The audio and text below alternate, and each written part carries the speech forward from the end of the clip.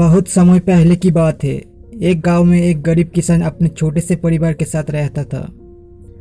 उसके पास थोड़ी सी जमीन थी जिस पर वो मेहनत करके फसल उगाता था।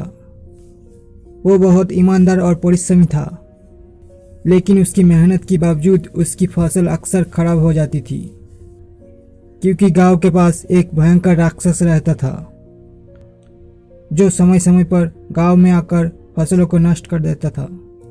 एक दिन किसान ने ठान लिया कि अब वो राक्षस का सामना करेगा और अपनी फसल बचाएगा। उसने अपनी पत्नी और बच्चों से कहा, अब मैं इस राक्षस को नहीं सहूंगा। मैं अपने मेहनत का फल यूं ही नष्ट होते नहीं देख सकता। किसान ने अपनी जमीन पर और ज़्यादा मेहनत की। उसने दिन रात एक कर दिया।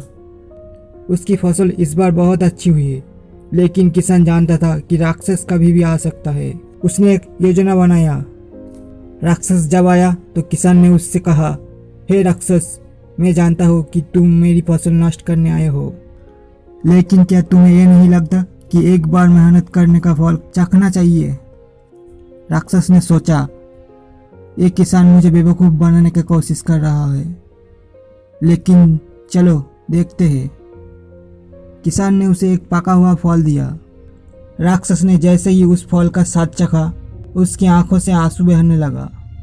उसने कहा, इस फल का स्वाद इतना मीठा है, ये तो तुम्हारी मेहनत का फल है, मैं इसे नष्ट नहीं कर सकता।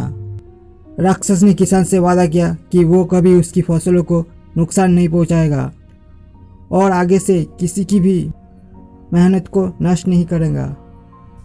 ये कहानी हमें सिखाती है कि मेहनत और समर्पण से हर कठिनाई की पार किया जा सकता है और अंत में उसका फल हमेशा मीठा होता है। दोस्तों, कहानी अगर अच्छा लगे तो एक लाइक और सब्सक्राइब कर देना।